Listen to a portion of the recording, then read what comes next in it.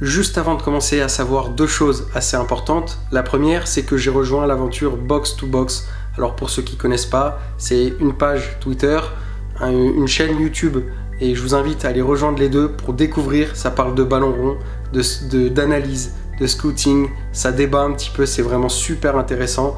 Donc vraiment, allez donner un peu de force. Je vous invite déjà à vous faire un premier aperçu, vous en jugerez par vous-même.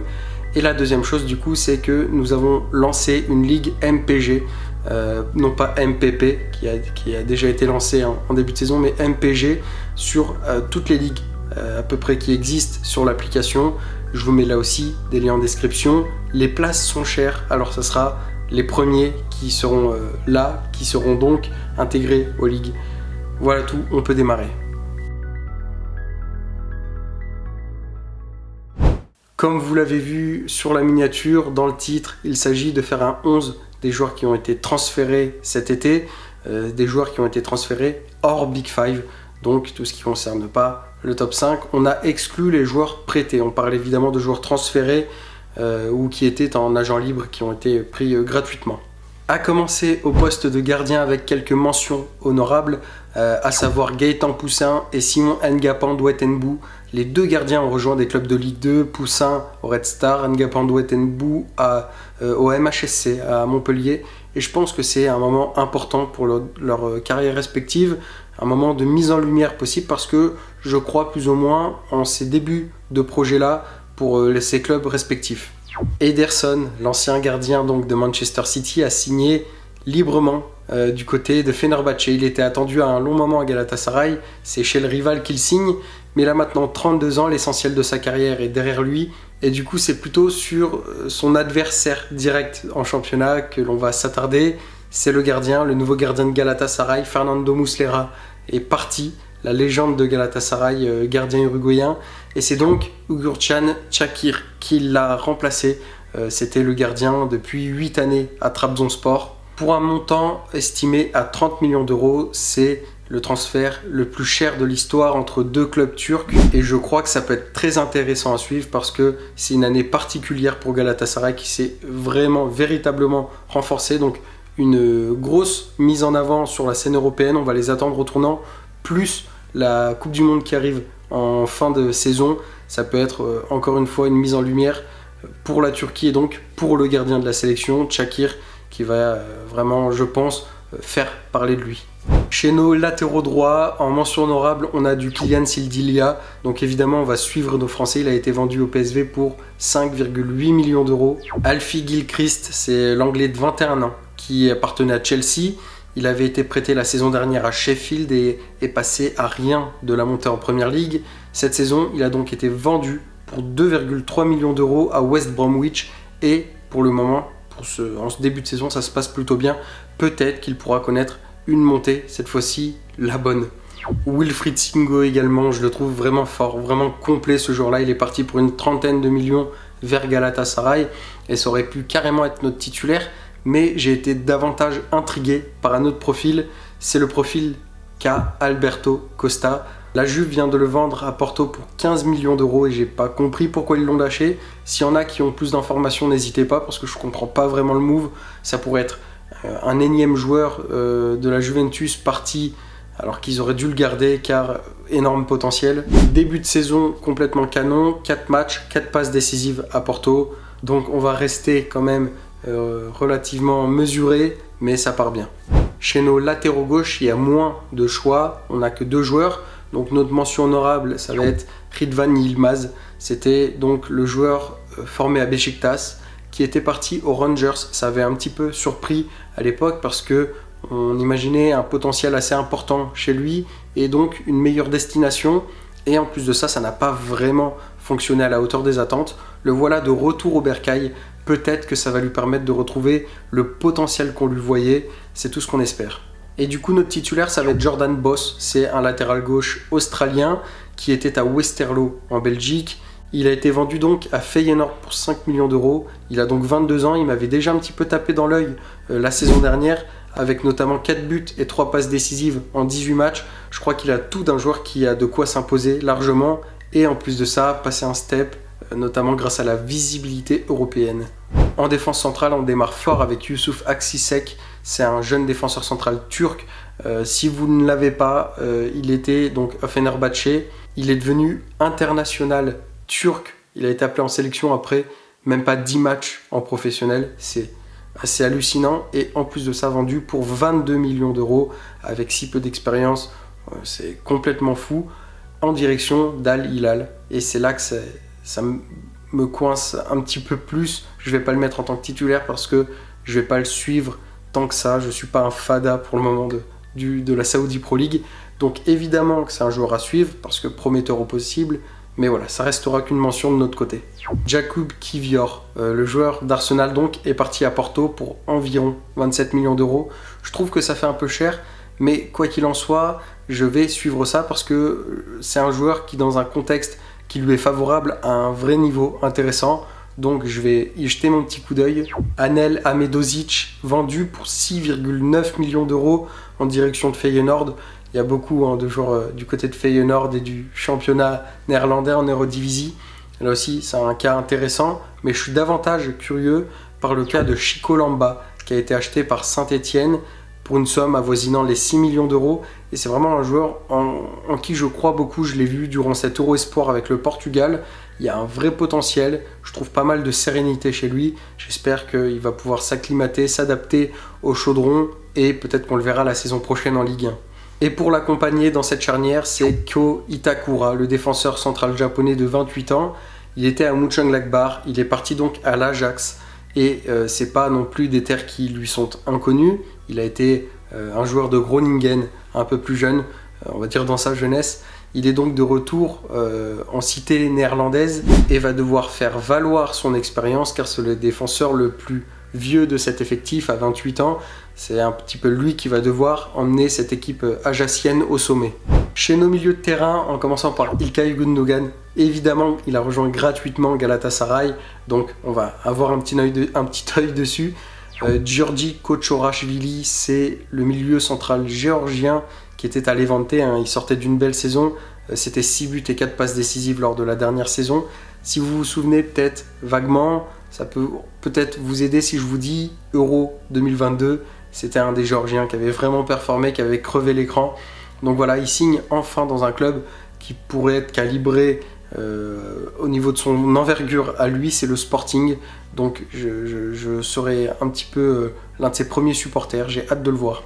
Encore un gros coup de Feyenoord en signant pour 6,8 millions d'euros Luciano Valente.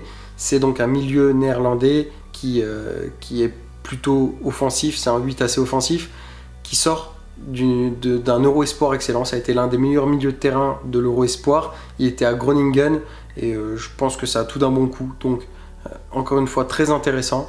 Un autre milieu de terrain qui a brillé pendant cet Euro Espoir cet été, c'est Diogo Nascimento, un Portugais au profil à la João Neves, très petit mais qui se laisse pas faire, qui a malgré tout un gabarit malgré sa petite taille, donc très technique, très fin dans les petits espaces, et il a rejoint donc l'Olympiakos. C'est un joueur qui a été formé au Benfica, donc forcément ça dore un petit peu l'image, j'en suis curieux. Inao Christouley, c'est donc un milieu ivoirien de 19 ans qui était à Bastia en Ligue 2. J'aurais aimé le voir rester en France, mais il a rejoint Trabzonspor en Turquie, donc je sais pas si c'est un bon choix, mais si ça peut lui permettre de faire un petit peu tremplin, voyons, on verra, on en jugera une fois que l'aventure sera terminée, si ça aurait été une bonne décision ou pas. Pour nos titulaires, on a déjà Victor Froholt, 20 millions dans les caisses de Copenhague en direction donc de Porto. Il a que 19 ans et a déjà été appelé en sélection danoise. Pour ses débuts à Porto en 4 matchs, il a déjà inscrit un but et délivré 2 passes décisives. Et pour l'accompagner dans ce tandem-là, l'homme de la miniature, Richard Rios, l'homme qui a donc influencé capillairement un tas d'hommes. Il a donc 27 ans maintenant et il a l'air d'être aussi bon que ce dont on pouvait voir dans ce championnat brésilien. J'en ai pas vu beaucoup, mais à chaque fois, avec les highlights, etc., j'ai l'impression qu'on a le même, là, avec beaucoup plus de visibilité. D'ailleurs, la Colombie commence vraiment à me faire flipper, au vu de la Coupe du Monde 2026 qui arrive, mais il y a des chances qu'on en dédie une vidéo dans les semaines, mois qui arrivent. Du côté de nos numéros 10, Abobsek Faizullaev, c'est donc un Ouzbek que que j'appelais de mes voeux parce qu'il était dans le championnat russe au CSKA à Moscou. On pouvait pas vraiment le voir comme on le souhaitait. Chose faite parce qu'il a rejoint la Turquie à Başakşehir. Donc on verra si ça vaut un petit peu les échos qu'on pouvait avoir du côté de la Russie. Il a été acheté pour 7,5 millions d'euros. C'est très plaisant de voir l'Ouzbékistan, un pays faible footballistiquement, qui est en train de vraiment émerger. On est en train de peut-être d'assister à l'éclosion d'un pays qui va devenir beaucoup plus centré foot, très agréable. Soudakov, ça fait un petit moment qu'on en entend parler, l'Ukrainien qui était donc à Shakhtar. Il a rejoint Benfica pour approximativement une vingtaine de millions d'euros. Alors, je suis très curieux parce que ça fait donc, comme je l'ai dit, un moment qu'on en entend parler. Mais je vais peut-être être un petit peu rabat-joie de ce côté-là. À chaque fois que je l'ai vu jouer, que j'ai pu le voir évoluer, j'ai toujours été un petit peu déçu. Il n'a jamais été à la hauteur de mes attentes par rapport à ce qu'on pouvait en entendre dire. Je n'attends qu'à être contredit, on verra bien. Paul Vanner pour 15 millions du Bayern Munich au PSV. Ça fait une somme assez rondelette pour un joueur avec pas beaucoup d'expérience au final. Et ça m'étonne que le Bayern ait pu les lâcher comme ça, que ce soit pas un prêt, que ce soit une vente. Donc je pense qu'il aura une tâche assez... ça sera pas n'importe quelle tâche, il devra remplacer numériquement Malik Tillman. Donc voilà, on verra s'il aura les épaules. Oscar Gluck, l'Israélien, qui donc poursuit sa progression du côté de l'Ajax. Il était à Salzbourg, on sait que les jeunes de Salzbourg ont des facilités à percer. Hein. Forcément, on pense à des Haaland, des Szoboszlai, il y en a vraiment d'autres, il y en a une certaine quantité même. Et forcément, la poursuite de la progression à l'Ajax, ça me semble être un bon choix. Donc, on va aussi avoir un œil dessus. Mais il y en a un qui a été transféré en début d'été. Donc, l'engouement aujourd'hui n'est peut-être plus le même. Mais pourtant, je vous promets, je vous garantis que celui-là va pas falloir le lâcher. C'est Sam Stein, le milieu offensif, très offensif de Twente, qui a donc signé Feyenoord. Si vous ne l'avez pas la saison dernière, c'est 27 buts, 7 passes décisives en 35 matchs de championnat, donc hallucinant. Et il est reparti sur des bases qui sont les siennes, 2 buts en 3 matchs, on suit, on stream. Ils sont partis donc correctement, et si je devais absolument me mouiller, je ferais de lui, dans mes prédictions, le meilleur joueur du championnat d'Eredivisie. On en reparlera en fin de saison, mais je pense que Feyenoord pourrait être de nouveau champion. Et avec la tête de gondole, Sam Stein, il sera pour moi le meilleur joueur de la saison 25-26 en Eredivisie. On passe sur les ailes, et à droite pour commencer avec Othman Mahama. Alors lui, je suis un petit peu dégoûté de le voir partir de Montpellier vers Watford pour pas grand chose, en plus 1,3 million d'euros, bien que ça puisse aider les Montpelliérains. Je pense que ça aurait pu être important de compter dessus pour une potentielle remontée en Ligue 1, parce que pour moi il y a vraiment d'énormes qualités. Le peu qu'on ait pu le voir jouer à chaque fois, j'ai été vraiment très intrigué, donc un peu déçu de le voir partir, mais on verra s'il aura un petit peu la capacité de la rigueur, de la complexité de la Championship. Le Roi Sané aussi évidemment, qui a rejoint Galatasaray librement, c'est quand même pas rien. Kerem Aktürkoğlu également, qui était donc à Lisbonne au Benfica, et c'est un ancien de Galatasaray, et il a donc rejoint Fenerbahçe. Donc j'ai hâte de voir quelle tête pourra avoir le derby d'Istanbul avec cette petite histoire croustillante là. Sindrewel Ejeli, je sais pas si c'est comme ça qu'on le prononce, parce que je ne le connaissais pas avant d'écrire cette vidéo. C'est une découverte, mais je peux vous garantir qu'un Norvégien de 19 ans formé à Nord-Jylland, qui est vendu à Ipswich Town pour 20 millions d'euros, je suis obligé de ne pas laisser passer ça, d'en être tout à fait curieux, donc j'aurai des yeux dessus. Je sais pas si vous connaissez, vous pourrez peut-être m'en dire plus. Dodilu Kebakio méritait de se sortir du bourbier sévillan, chose faite, le voilà à Benfica. Oliver Antman, c'est un joueur qui a été extrêmement décisif avec Go Ahead Eagles en Eredivisie la saison passée. Il a rejoint les Rangers, je m'attendais à un club un peu plus huppé, et en plus de ça, pour le moment ça se passe pas très bien. Il y a une claque en qualif de Ligue des Champions face à Bruges, 6-0, donc ça a le temps de changer, on en est encore au début du championnat. Ça prend pas la bonne direction, mais lui individuellement, va falloir quand même le surveiller de près, Oliver Antman. Mais notre titulaire est donc un joueur qui faisait partie de cette équipe de Bruges qui a atomisé 6-0 les Rangers. On parle de l'ailier droit Carlos Forbes, petit portugais qui était en quête de stabilité. Il était un petit peu ballotté entre chaque club constamment. Voilà un petit peu un club qui pourra l'aider à progresser, à se stabiliser Je crois en lui et j'ai aussi envie de voir comment il peut réagir à l'exposition médiatique de la Ligue des Champions. Sur l'aile gauche, on a déjà Alan Saint-Maximin qui a l'air de s'éclater au Club América au Mexique. Donc, on a également 2 joueurs du PSV, 2 nouvelles recrues. Ils ont recruté 2 ailiers gauche que j'apprécie. Donc là, vraiment, je ne vais pas réussir à les départager. Vous le voyez, c'est donc Dennis Mann et Ruben von Bommel. Dennis Mann a été recruté pour 8,5 millions d'euros et Ruben von Bommel pour 15,8 millions d'euros. Donc j'ai l'impression que c'est Ruben von Bommel qui prend le pas pour le moment. Mais j'en attends quand même pas mal de Dennis Mann et il est plus expérimenté. Je pense qu'il ne laissera pas sa chance passer, il essaiera évidemment de s'imposer. Donc petit duel au sein de l'effectif, on verra comment ça se goupille. Néné Dorgelès, un joueur que j'appréciais beaucoup à Salzbourg, c'est un Malien donc qui était assez virevoltant, assez explosif. Le voilà donc au Fenerbahçe. J'ai l'impression qu'on a parlé du Fener et de Gala toute la vidéo tant ils sont actifs sur les marchés des transferts. Papa Amadou Diallo, vous le connaissez sûrement de Metz, hein, c'est le Sénégalais qui avait tout pour réussir, qui est parti à Norwich. Alors c'est un choix exceptionnel si ça monte en première ligue ou s'il y a d'excellentes performances. Par contre ça peut aussi être un énorme bourbier la Championship. Alors on verra comment il s'en sort, on verra surtout s'il pourra faire aussi bien que le joueur qui le remplace numériquement. C'est notre titulaire Borja Sens qui était donc le titulaire à gauche à Norwich. Il est parti en Liga NOS en direction de Porto. Il a 24 ans, il a été acheté pour 13 millions d'euros et ça démarre plutôt bien. 2 buts, une passe décisive en 4 matchs. J'aime beaucoup cette association là, je pense que ça matche pas mal. Et nos attaquants de pointe, nos buteurs, il y en a pas mal. Il y a plus de choix, à commencer par Fotis Ioannidis ainsi que Luis Suarez Charis. C'est donc les 2 buteurs qui auront la lourde responsabilité de remplacer Victorio Queiroz au Sporting. Ils ont été achetés chacun 22 millions d'euros. J'ai l'impression qu'il n'y a quand même pas trop de soucis d'argent du côté du Sporting, notamment grâce à leur vente, parce que 22 millions d'euros pour un joueur qui sera forcément remplaçant, puisque l'un sera titulaire, c'est quand même osé. Donc est-ce que c'est un bon choix? Je ne sais pas, mais ces deux-là sont quand même des joueurs qui ont l'habitude de planter une certaine quantité de buts. On verra s'ils pourront le reproduire dans l'environnement portugais. David Strelec, c'est donc notre Slovaque. J'ai cru qu'il quitterait jamais son Slovan Bratislava. À 24 ans, il l'a fait du côté de Middlesbrough en Championship. Alors encore une fois, ça peut être un peu un bourbier.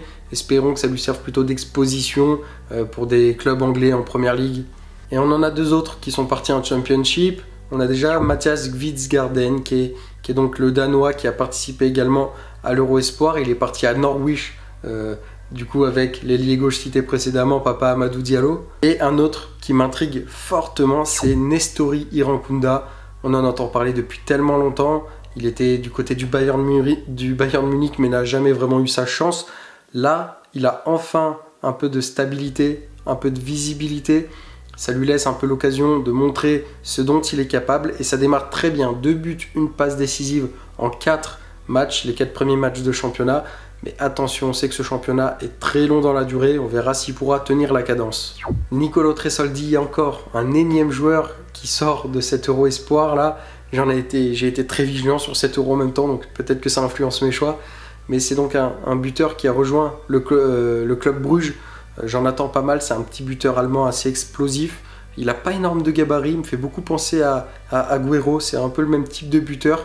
Donc voilà, très curieux de voir ce qu'il peut donner. En plus, on le verra en Ligue des Champions.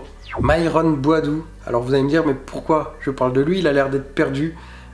Pourtant, il vient de retourner dans son championnat, l'Eredivisie, mais au PSV. Alors, probablement avec un rôle moindre, mais si je vous dis ça, si ce transfert me hype autant, c'est parce qu'il a été acheté pour 800 000 euros, de ce que j'ai cru comprendre, et ça m'étonne, tant c'est peu cher au final. Je sais plus combien Monaco l'avait acheté, peut-être 20 millions d'euros, quelque chose du genre, et réussir à le récupérer pour 800 000 euros, je pense que ça rend ce transfert assez génial, et ça a tout d'un bon coup pour moi. Ça peut pas être une mauvaise décision d'acheter ce joueur-là à ce prix, à part si les blessures ne le laissent jamais tranquille. Mais trouvez-lui un médecin compétent.